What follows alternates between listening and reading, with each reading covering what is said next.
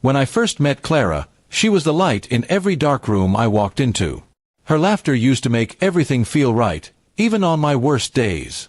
But somewhere between long work nights and distant conversations, something began to change. She stopped meeting my eyes the way she used to.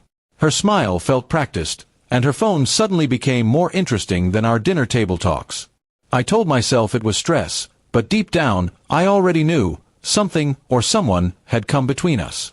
One evening, she came home late again.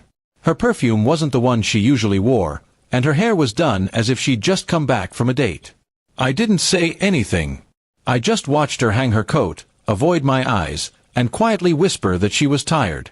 That night, I lay awake listening to her breathe beside me, wondering how long she'd been pretending to still love me.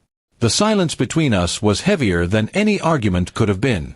The next morning, I found her sitting on the couch, suitcase beside her. Her hands trembled slightly as she folded a sweater into the bag. My heart sank. "You're leaving?"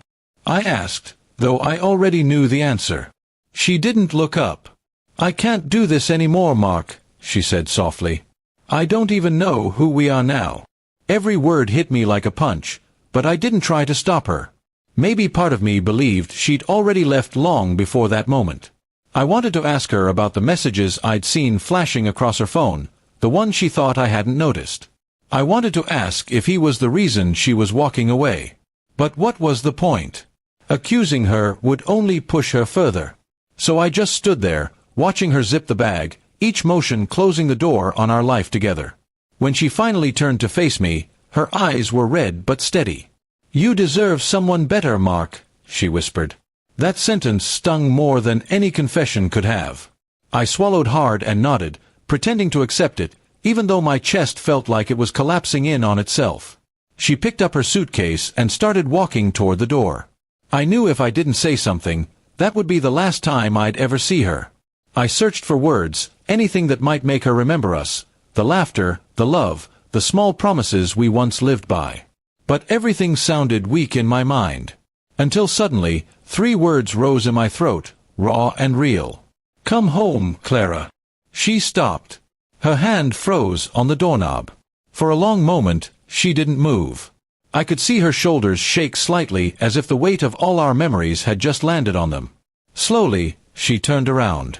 Her eyes were wet again, but this time, they weren't filled with anger or guilt, just pain. "What did you say?" she whispered. I stepped closer. "Come home," I repeated.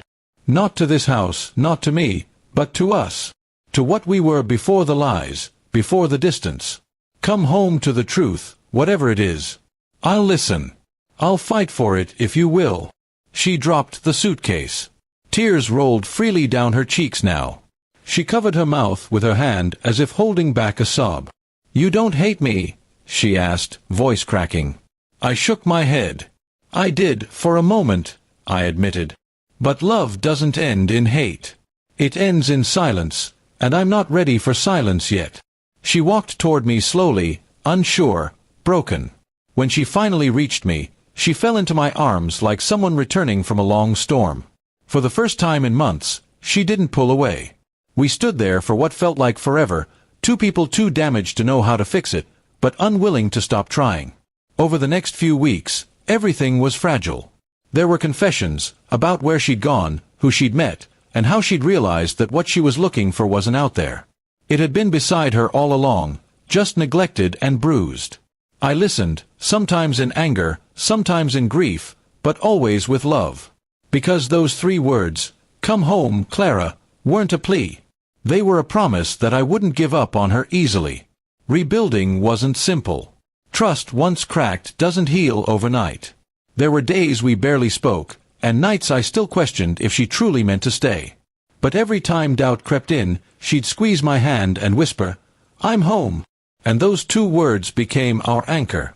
Years have passed since that night she almost walked away.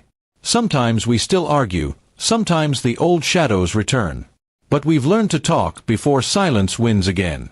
Clara once told me that those 3 words didn't just stop her from leaving. They reminded her that love, real love, doesn't demand perfection. It asks for forgiveness, for patience, for faith when everything seems lost. And that's what made her stay. Forever.